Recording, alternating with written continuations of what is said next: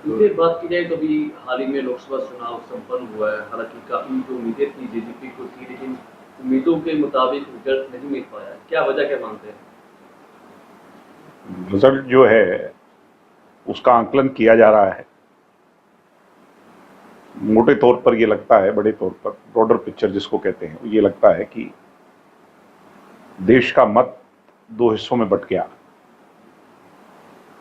एक एनडीए के तौर पर और एक इंडिया गठबंधन के तौर पर। और उससे भी ज्यादा अगर इसका आंकलन किया जाए तो ये लगता है कि एंटी इनकम्बेंसी देश में मोदी जी के प्रति काफी बढ़ चुकी थी। भारतीय जनता पार्टी की धर्म और जाति की राजनीति पर कहीं ना कहीं लोगों ने प्रहार किया, और ऐसा लगता है हरियाणा प्रदेश में भी कुछ ऐसी स्कीम्स थी जैसे परिवार पहचान पत्र हो और ऐसे मुद्दे हों, HKRN स्कीम हो, इन तमाम चीजों से कहीं ना कहीं लोग आहत थे। और इन चीजों पर प्रहार करते हुए हरियाणा में भी दो पक्षीय मत हुआ, प्रो मोदी और अगेंस्ट मोदी, और उसमें तीसरे की कोई जगह नहीं बची, चाहे कोई भी राजनीतिक दल हो, और उसका ही खामियाजा हमें भुगतना पड़ा। कहीं ना कहीं ये भी महसूस होता है जब हम और ज्यादा गहराई से इसका आंकलन करते हैं कि बीजेपी की एक गहरी सोच थी। जिस प्रकार एन मौके पर जेजेपी के साथ मुद्दों के आधार पर वादा खिलाफी हुई, जो वादे किए हुए थे उनसे बीजेपी पीछे हट गई, और ये उनका कहीं ना कहीं अनुमानित आंकलन था पहले से कि अगर ऐसा करेंगे तो इसका बड़ा नुकसान जेजेपी को ही होगा। एक और चर्चा चलाई गई कि जेजेपी और बीजेपी पुनः इकट्ठी हो सकती हैं, एकजुट हो सकती हैं। ये भी बीजेपी के लोगों द्वारा ही चलाई गई। वो कहते हैं सॉफ्ट ब्रेकअप, यानी अलग तो हुए मगर प्यार से हुए। हम ये लोगों को बताने में विफल रहे कि हम बीजेपी के साथ जो अलग हुए वो मुद्दों के आधार पर हुए। पेंशन का मुद्दा था, उसमें रोजगार का मुद्दा था, उसमें कई अनेकों मुद्दे थे, किसानों का मुद्दा था। तो कहीं ना कहीं जनता भ्रमित हो गई। कांग्रेस का बड़ा दुष्प्रचार और इन तमाम चीजों से बड़ा खामियाजा हमें भुगतना पड़ा। चौधरी देवीलाल जी से संघर्ष हमें विरासत में मिला है, और इन तमाम चीजों से एक बड़ी सीख हमें मिली है।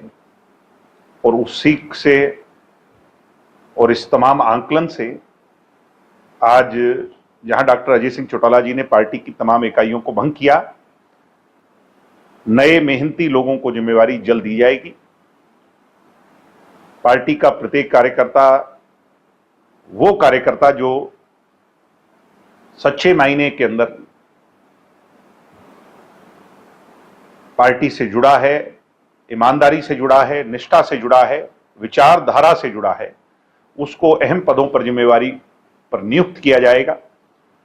और मुझे पूरी उम्मीद है कि पार्टी जनता के बीच में जाकर जनता का विश्वास पुनः जीतने में कामयाब होगी।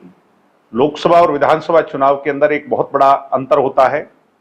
हरियाणा का इतिहास गवाह है कि लोकसभा चुनाव में अलग ट्रेंड रहे हैं, विधानसभा चुनाव में अलग ट्रेंड रहे हैं। अब ये जो आने वाला चुनाव है ये दो पक्षों में नहीं बटेगा, बल्कि 3 या 4 पक्षों में इसका हिस्सा होगा। और ऐसे में हम अपने किए हुए काम पर,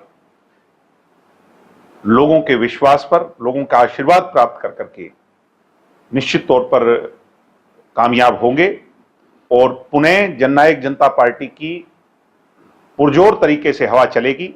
आने वाले 3 महीनों के अंदर लोगों का विश्वास जीत करके हरियाणा प्रदेश में जेजेपी की सरकार पूरी तौर पर बनाने में कामयाब होंगे, और दुष्यंत चौटाला हरियाणा प्रदेश के आने वाले मुख्यमंत्री होंगे।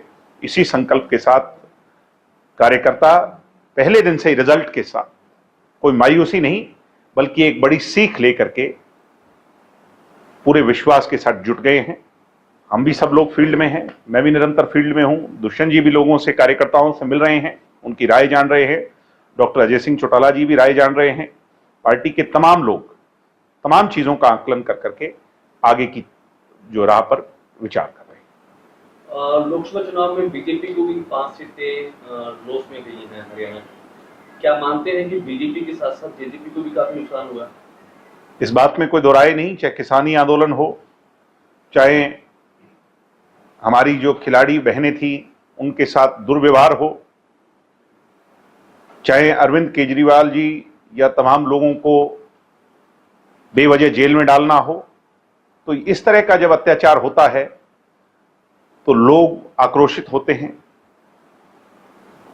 जहां हम भी उनके साथ अलायंस में थे तो इसका खामियाजा बीजेपी के साथ साथ जेजेपी को भी भुगतना पड़ा, इसको कहने में मुझे कोई शंका नहीं है। जेजेपी की कार्यकारिणी का गठन कब तक हो जाएगा? जल्दी हो जाएगा, एक हफ्ते के अंदर अंदर पार्टी तमाम जो मुद्दे हैं, पहलू हैं, उन पर विचार कर रही है। मीटिंग कॉल की जा रही हैं, अलग अलग सेलों की, अलग अलग लोगों से विचार साझे किए जा रहे हैं और जल्द नियुक्तियां तय हो जाएंगी और पार्टी फिर सुचारू रूप से लोगों के बीच